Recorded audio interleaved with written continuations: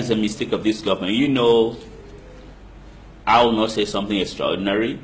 Any honest and patriotic Cameroonian know that this is one of the most incompetent regimes that we have within the sub-region, and that they, almost like any dictatorial regimes, want to control sport because they know sports, like football in most of our third world countries, is the opium of the people. So they want to manipulate it. They want to put people at the helms of it, people whom they think will be loyal to them. That's the reason why they are interfering, and that's the reason why FIFA almost always comes back to say, stop, we want people who are really footballers to give glory to football.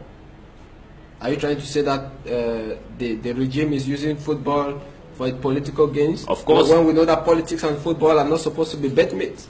Yes, politics and football in theory are not supposed to be bet mates, but we know all over the world that dictatorial regimes have invested a lot in sports in order to show off their images. We have seen the regime of Sani Abacha in Nigeria. When he was governing, he was brutal and violent, but he invested a lot in sports. And I think it is under his regime that Nigeria really were the pinnacle of football and even other sports. We have seen the dictatorial regimes in Brazil using sport, especially football, and so the dictatorial regime of Paul Biya is no more different. Don't you find it a kind of strange that when they won the Africa Cup of Nations by default, they said it was thanks to Paul Biya and thanks to his regime, whereas Paul Biya is the #1 sportman. I've never seen him do any sports, but at his age, I don't expect him to do sports anyway. He's an old man who deserves to be on retirement. But then, with a lot of respect to him, because when you're old, you cannot be that agile as a person who is a young man.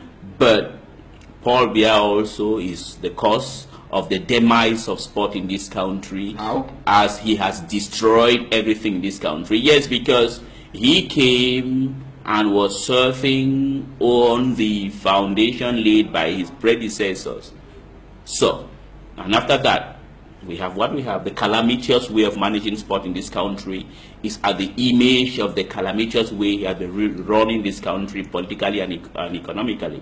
So you don't expect a country that is mismanaged to have a very good sport, except he wants to invest a lot. But since most people working with him are corrupt, perhaps he invests a lot, but they just put it in their own private pockets, and it doesn't trickle down to where it deserves to be. Are you saying even the hosting of the AFCON that will be coming up in 2019 is being politically handled?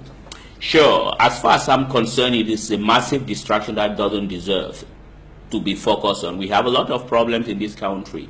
Why waste lump sums in organizing a sport that will not have any dividend in it? But I also understand that perhaps some people have made me to understand that since he has not been doing anything at all since he came to power, perhaps it is going to help some localities to have good roads, have some hospitals. Well, then, if that is the case, but I think that he is doing that for political purposes. He is doing that for his own glorification, or I can say for his own aggrandizement. It is not because he loves the Cameroonian people. He doesn't love the Cameroonian people. If he loved the Cameroonian people, there are a number of things that he would have been able to do, like, for example, the crisis that we are having in West Cameroon. He would have been neck deep in it, trying to seek for solutions. The problems, like the multiple problems, like in localities in East Cameroon, like in Yabasi, where you have no electricity for about 6 months. And there are a number of problems in this country that he would have been able to solve, but he has been unable. He is incompetent, just my definition of how he has been doing things. But now, when you look at the 2018 presidential elections and the 2019 Africa Cup of Nations, a recent outing by the President of the Republic, he talked of the 2019 AFCON that he is going to personally supervise the projects. Does this speak volumes?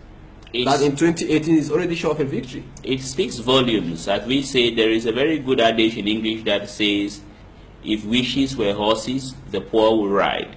He thinks very well that he is going to be around. He is not ready to leave. That's the reason why he says he's going to be around. But before him, Mubarak has said that in Egypt. Gaddafi, who claimed to be the king of Africa, ended up like a mouse in a hole. Blaise Compaoré, who was touted as one of the most excellent mediators in West Africa, he also said that he was going to continue till eternity, and we know what happened. His wish is to stay as president forever. But is that what the Cameroonians are really thinking, or is that the wish of the Cameroonian people? I think, in my humble opinion, I doubt it very much.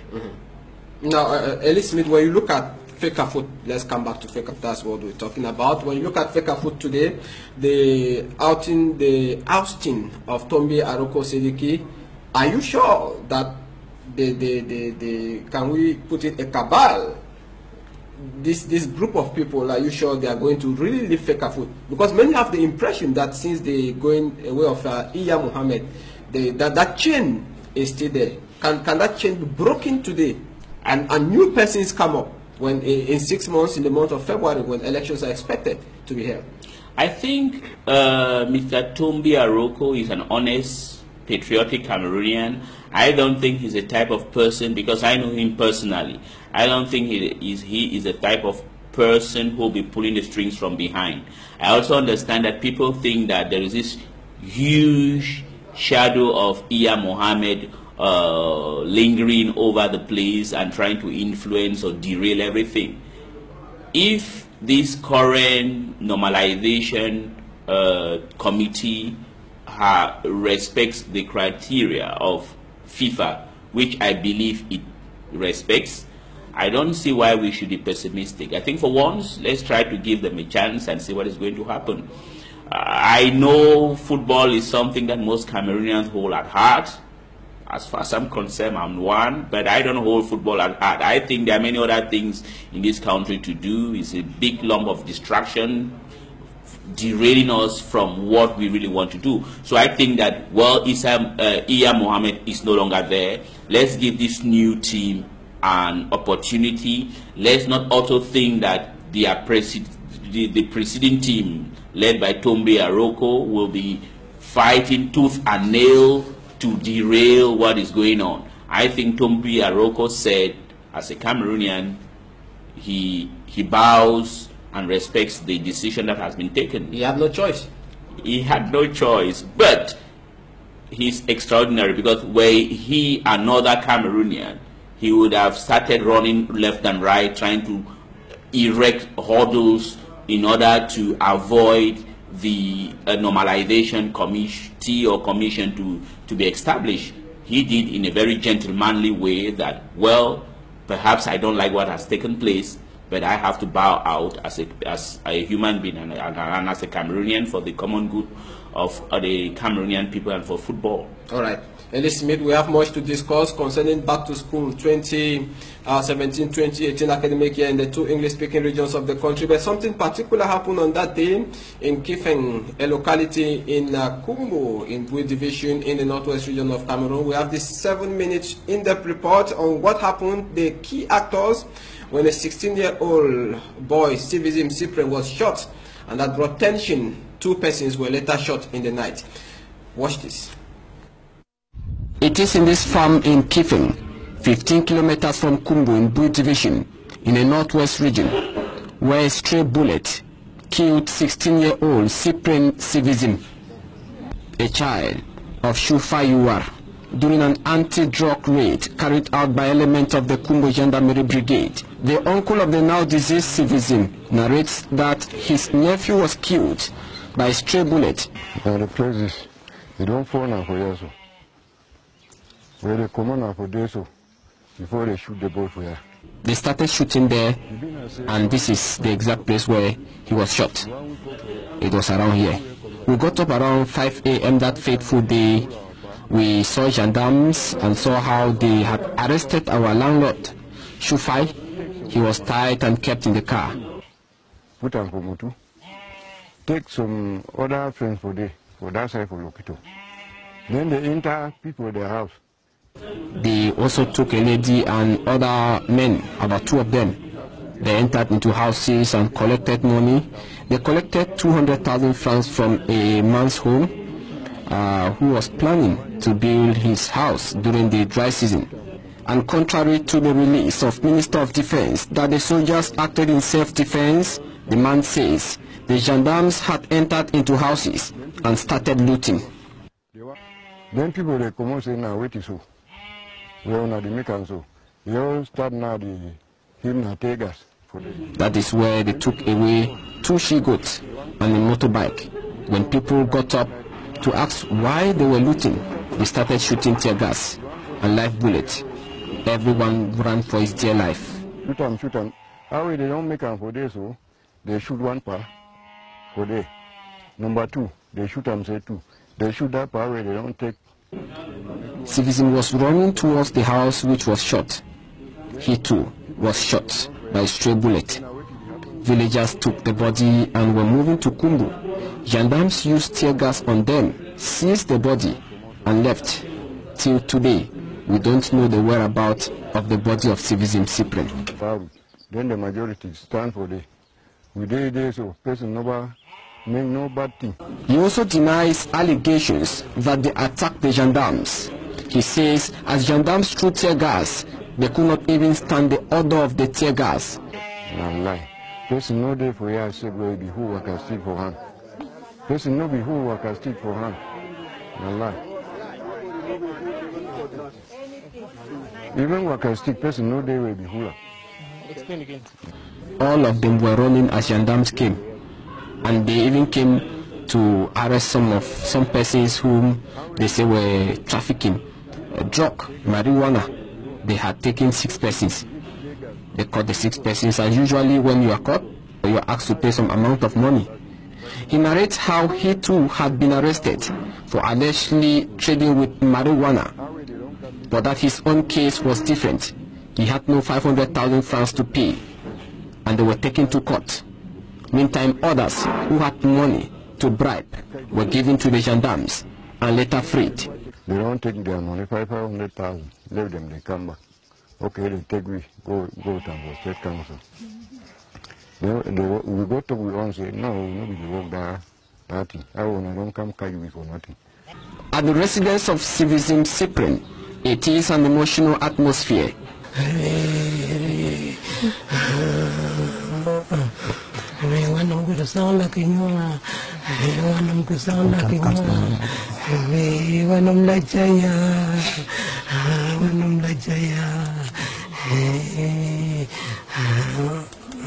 Family members, neighbors and well-wishers are there to console the mother, who is practically inconsolable.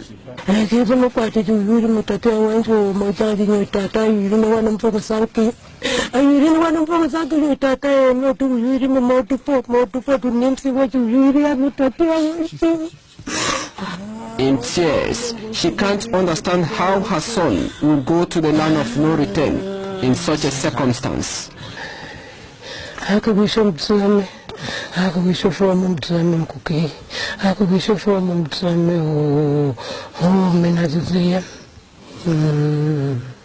The government has been negotiating with the family, who are still not aware of the whereabouts of their child. Where is the corpse of Citizen Cyprian? No one can answer the question. Point for the child. If I hold myself and just point at the child.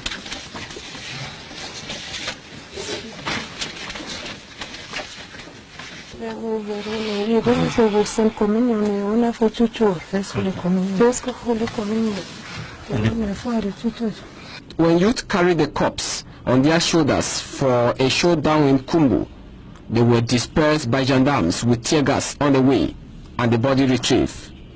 In anger, they marched to the Shison hospital to inquire whether the corpse was there. The answer was negative. Passing by the government bilingual high school Kumbo, they saw some students in class. It was set ablaze.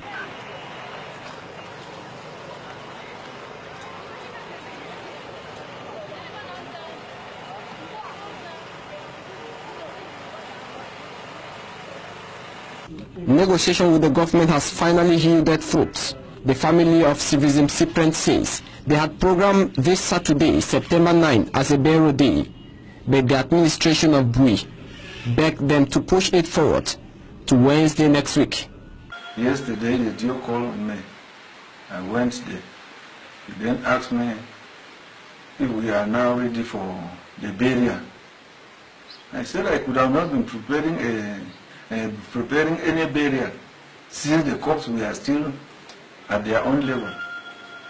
He then said I should go and prepare for the day, come back and tell him today. We came sat in the family, looked into the issue. We did not see why we should be keeping this corpse to be lying beside us. So we were expecting on our own part to bury the corpse soon. But when I went to the SDO and told him the day that we were expecting to bury, he told me that it is too close. I should give him time since we are already towards a weekend. We should go to the next week, where we sat there, and I solicited now for Wednesday. So it is now certain that the corpse will be buried on Wednesday. Wednesday next week, therefore, will be the day in which 16-year-old citizen Cyprian will be laid to rest.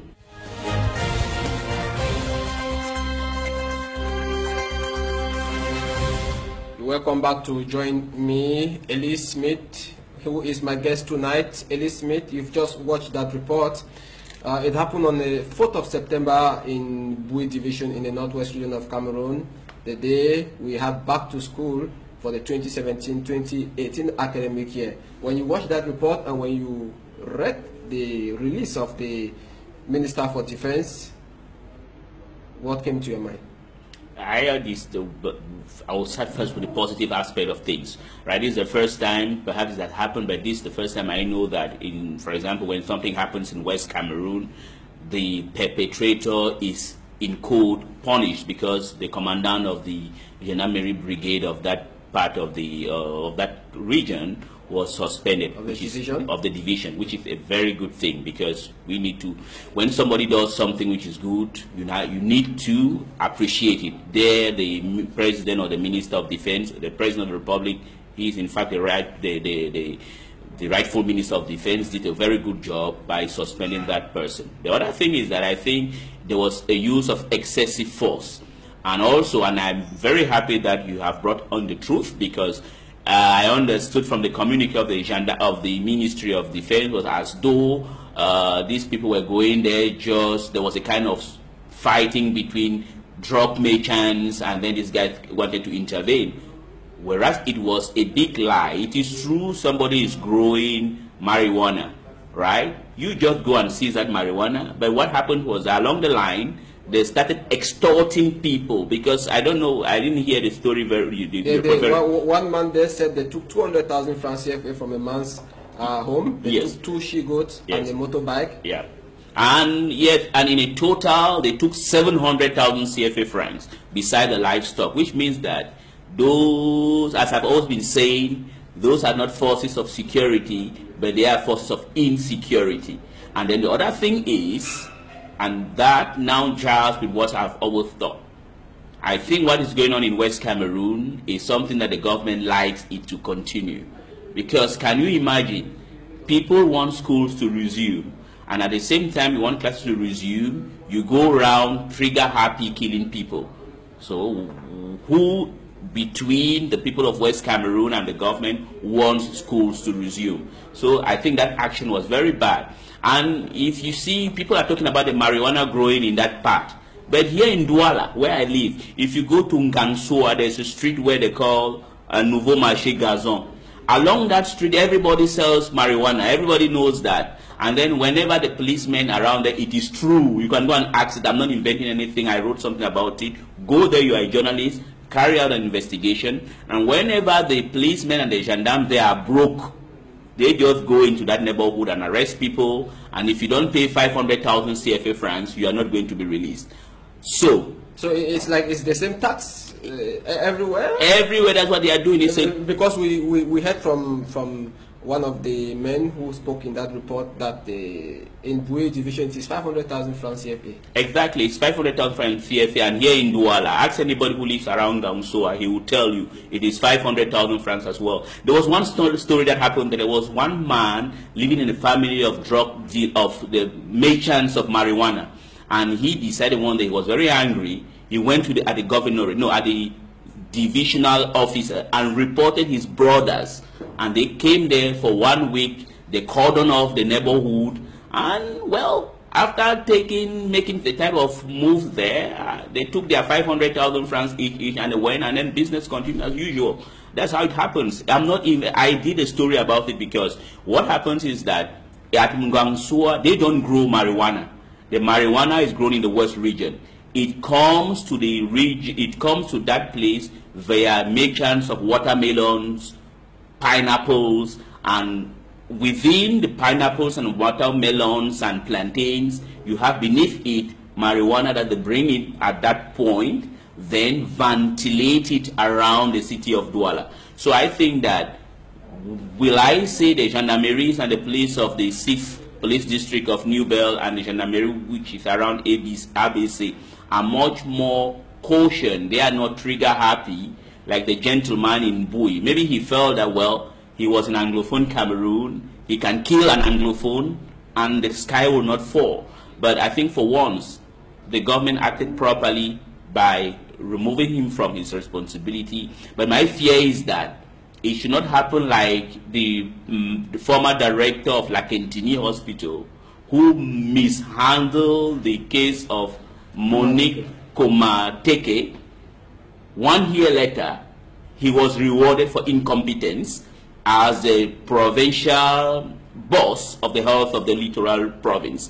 So I think that, I don't think it is going to act as a jurisprudence that he was given jurisprudence, debunk whatever, and that the other man in Kumbo, after the flames of anger may have subsided, he might be promoted somewhere. But I think it was not a very good thing in Kumbo, as well as I think it was not a very good thing, and I find it strange that people wanted people to go, the government wanted people to go to school.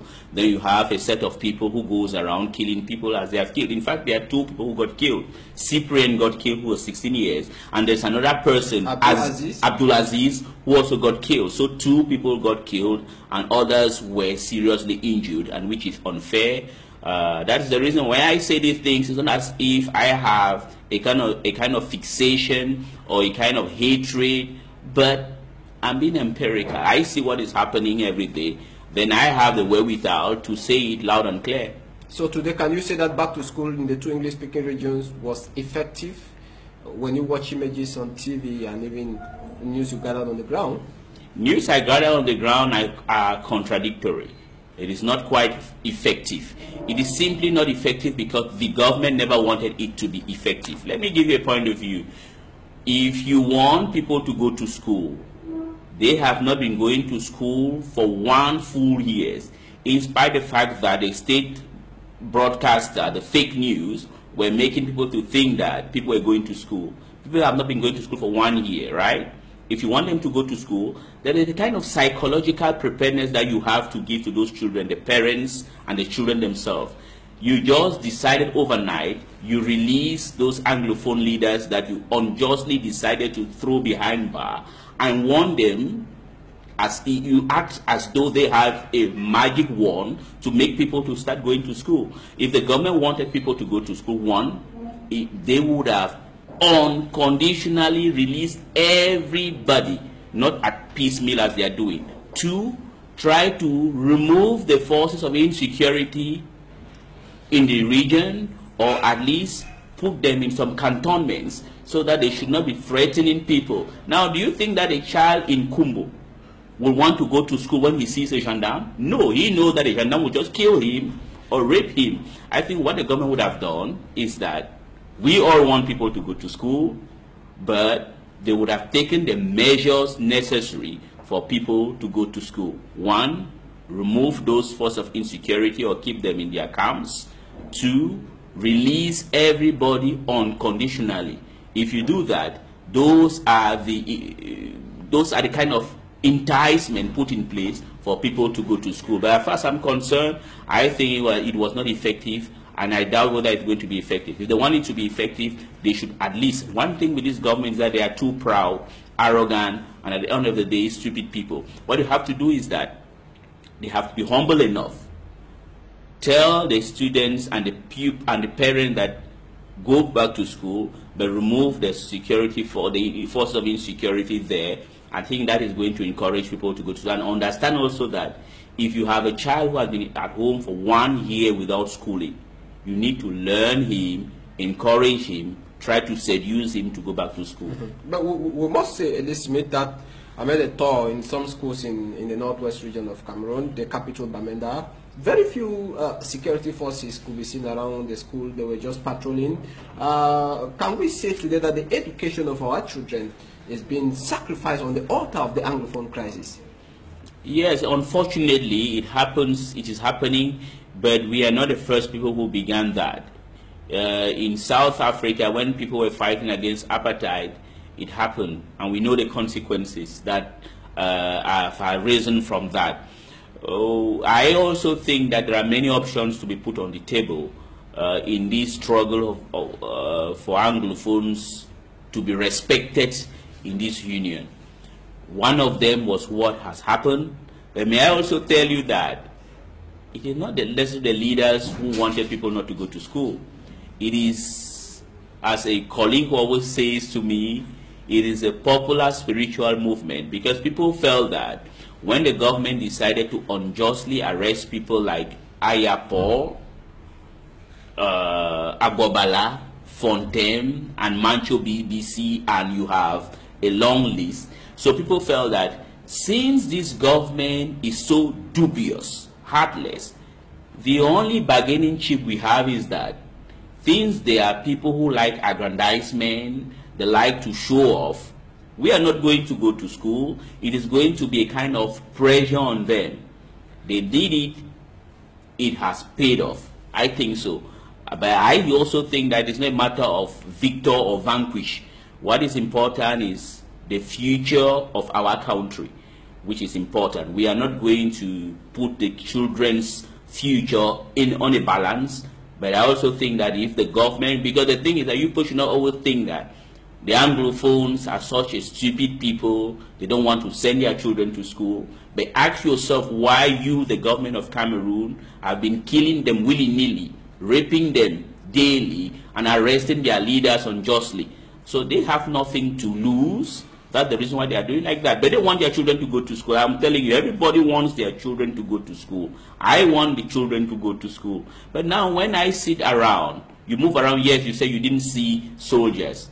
When you just see, you know, in West Cameroon. I'm talking about soldiers placed on school campuses. Yeah, but there were soldiers in town. Yeah, but at GBSS Mutengene, there were soldiers there. They were. I saw them. We have the videos, right? And the other thing is that the fear of a Cameroonian policeman or a gendarme man for a West Cameroonian is the beginning of wisdom, because they are so brutal and rude. You have seen what they have done in Kumbo. If you saw what they did in Bamenda on the 16th of December, it was atrocious. If you saw what they have done in Manfe, it is unspeakable. So that is it. So I think that the government, if they want schools to resume, what they have to do is that those soldiers or gendarmes should go back into their barracks. And, well, people will go to school because the children are afraid. Parents are afraid, because they think there's a climate of insecurity created by the government. And that is the reality. Another point of view, I'm afraid, doesn't reflect the facts on the ground. Okay. Yeah. But now, because I want us to be clear on this, so that telling you should best understand. I had a reliable information that the government decided to withdraw some soldiers from schools to see how far it was going to be effective. School yet was not effective. Now, what could be the solution? I think the solution is simple. The first solution is that after the government, it's not a matter of who won or who lost, right? But I have an air of a kind of mini triumphalism, because some people said it's not going to happen. I think if the government wants everything, the dialogue is that these the people who were unjustly arrested and thrown behind bars should come back and negotiation should start. And that negotiation should be open because the government themselves orchestrated it. It is no longer going to be called a kind of corporatist negotiation. It must be about the future of West Cameroon in this union. Something has to be done. And then the second thing is, contrary to what you are saying that the government decided to pull, the government is reinforcing their presence in West Cameroon. Yes. The other thing is that, well, even though it is not yet official. Even though it's not yet official, but they are doing a kind of reinforcement. But I believe in what Mao Zedong once said, you can talk and you can fight at the same time. I think that the Anglophones themselves also should, at times, we know they are dubious, but that gives them an opportunity to show their duplicity. That is, we want the children to go to school, right? But now, on the other hand, you also should remove your force of insecurity. And then the other thing is, the government should have the courage, like they did in Kumbo recently, to punish gendarmes and policemen who err. Like those who raped and mutilated the university students of Biya.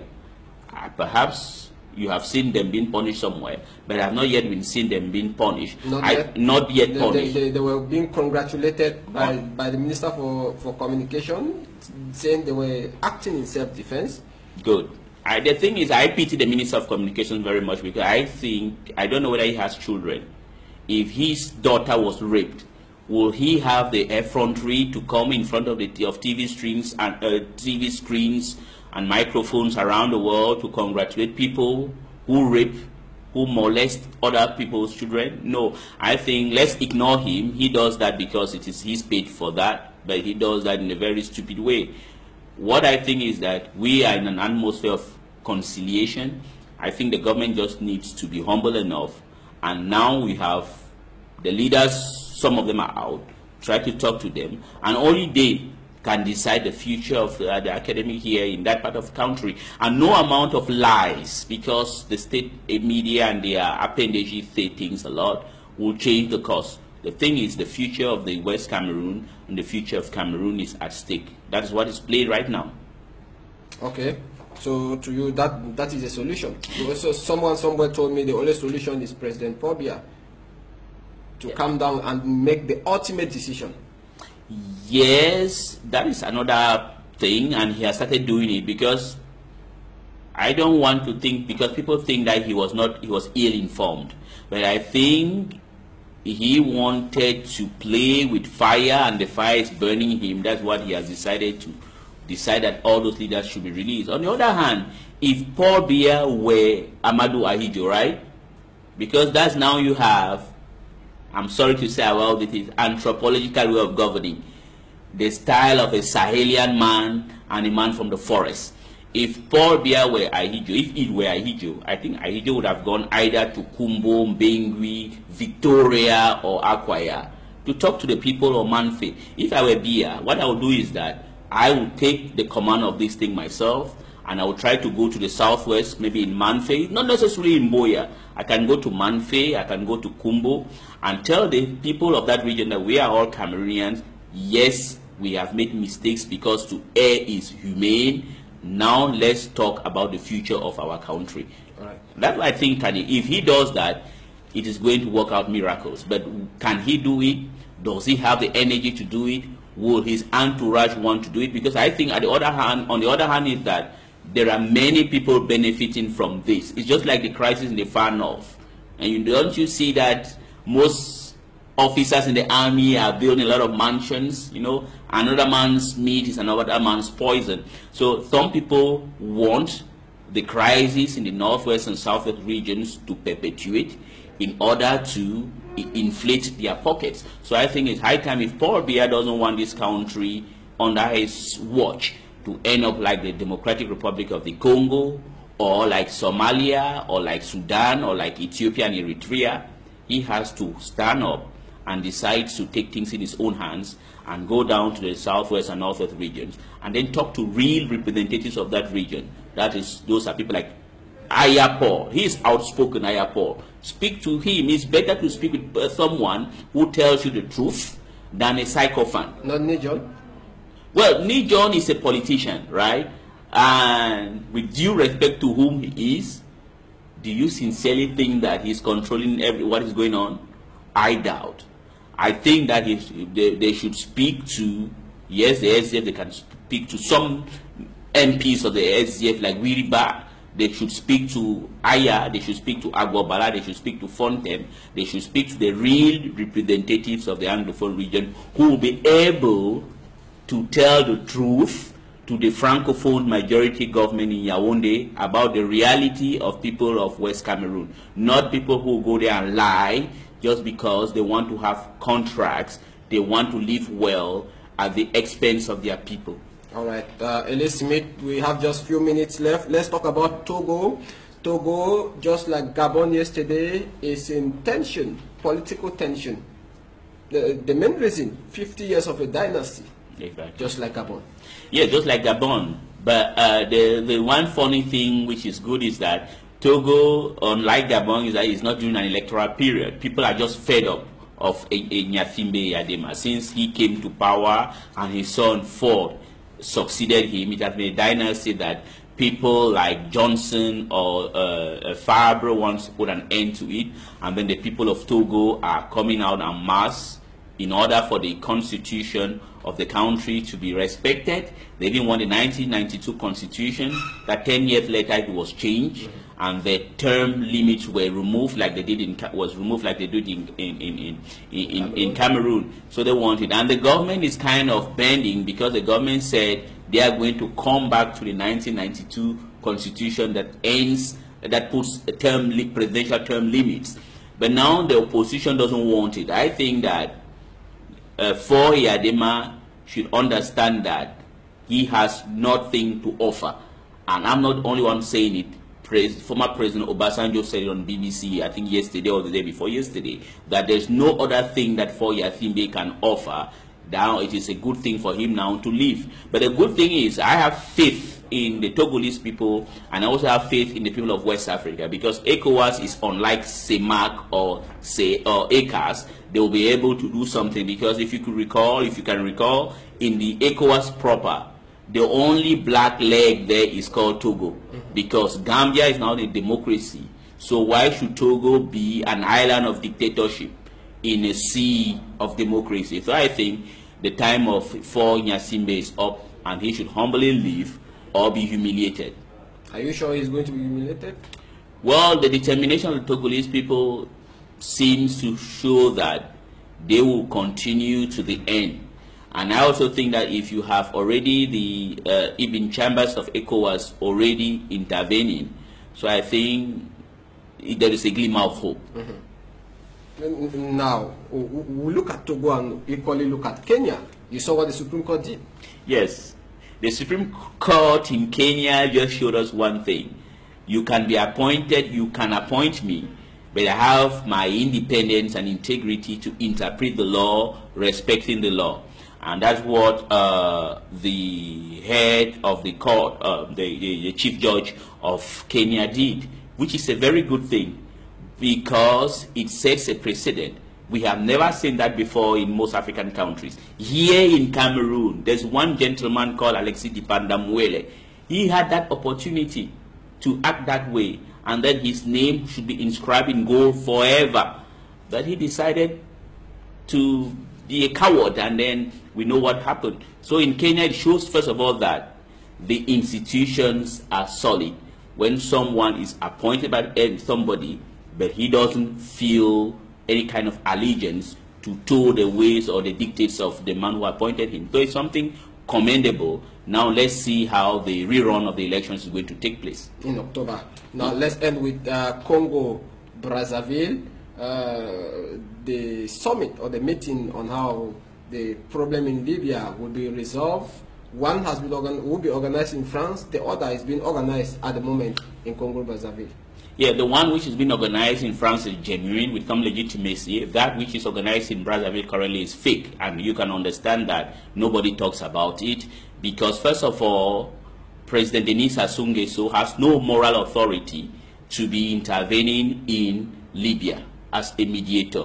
He was a a very bad mediator in the Central African Republic, another bad mediator in the DRC. What the hell has he got to do in Libya? First of all, he has to negotiate with his opposition party leaders that he has thrown all in jail. You know, in Congo Brazzaville, officially at the Brazzaville Central Prison alone, you have 131 political prisoners. Among them is one of our colleagues, Issa Tchiroma, whose only crime was because he interviewed Pastor Ntumi. So Mr. Sassou Nguesso is just organizing this thing for his own personal aggrandizement. This is a country that has a runaway inflation, officially standing at 120% of the GDP, which it might be already competing with Venezuela. He has ruined that country simply because he wants to stay in power, and he has been there for 32 years and more, and he has